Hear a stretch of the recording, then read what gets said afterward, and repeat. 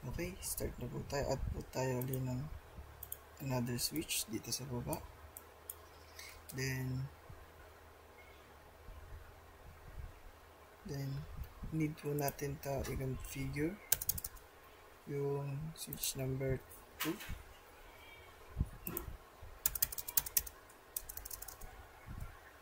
Okay, simulan na po natin. Is enable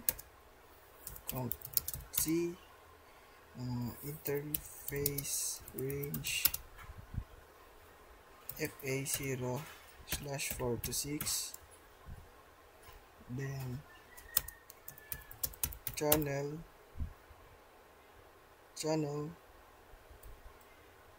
group 1 mode active,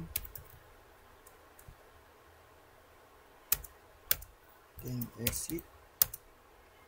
Then punta naman po tayo sa interface port channel 1, then switch port mode trunk, then exit. Balik punta na po tayo dito sa switch 5.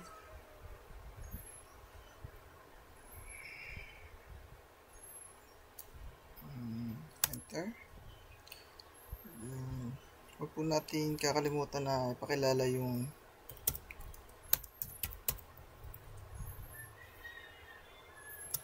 tatlong bilang 7, bilang 17, bilang 77. Exit.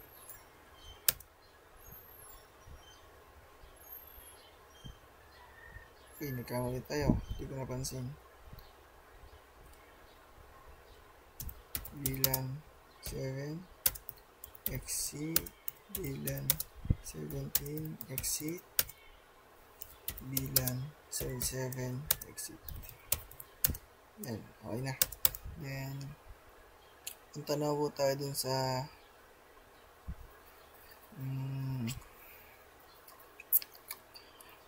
interface range FA0/4 to 6, then channel group 1 mode passive, channel group 1 mode passive,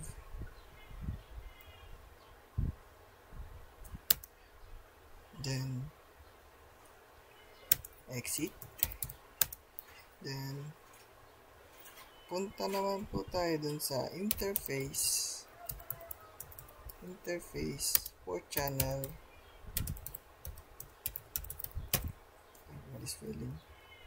port channel 1. Then itatrunk po rin natin siya, switch port mode trunk, exit. Yan, okay na po.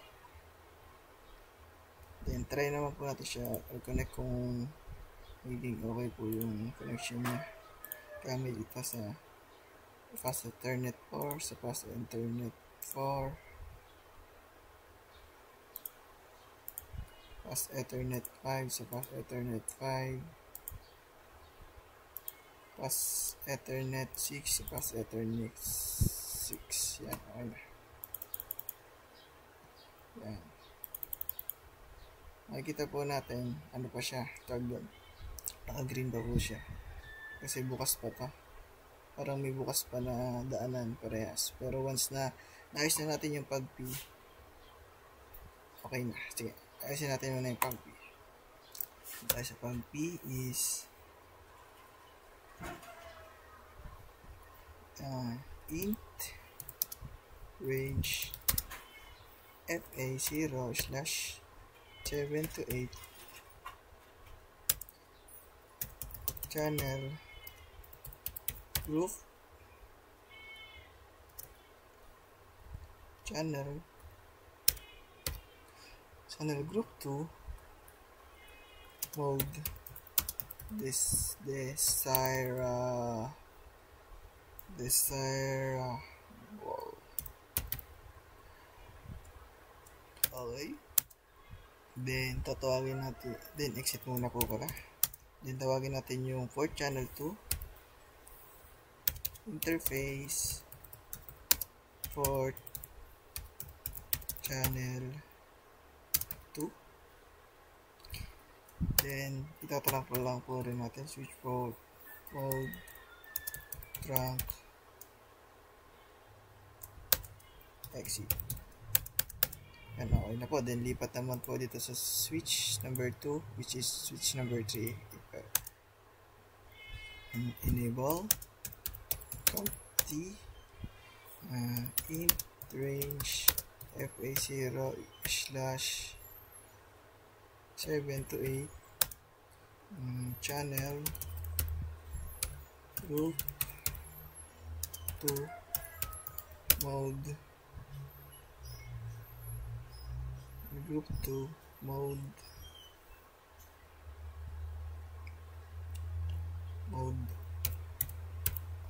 mode auto, then enter, exit, then tawagin natin yung interface for channel 2,